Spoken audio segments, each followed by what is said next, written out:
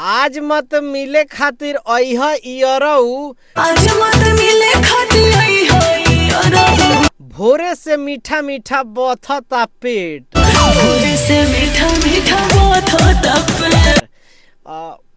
काहे मीठा मीठा बथ रहा है तो हमको नहीं पता है, लेकिन ये गाना जो है ये राकेश मिश्रा का गाना है बथे कमरिया।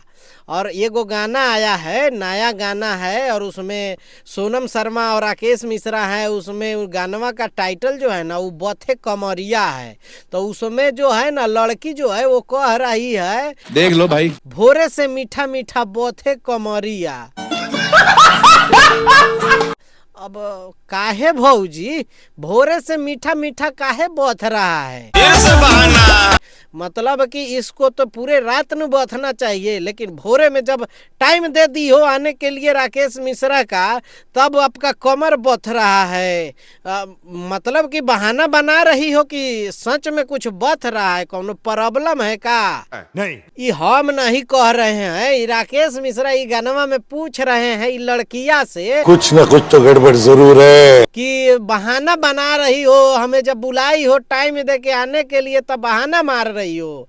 लेकिन चाहे पेट बथे चाहे कमर, हम तो अइबे करेंगे लगाने नंबर।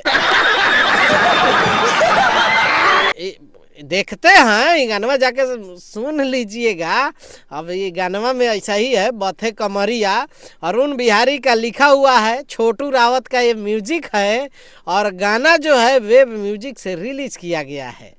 अब गाने में तो सब चीज़ ठीक है, गाना का क्वालिटी, म्यूजिक, राइटिंग सब ठीक है, लेकिन अगर किसी का कमर बथ रहा है, लड़की मना कर रही है तो नहीं जाना चाहिए।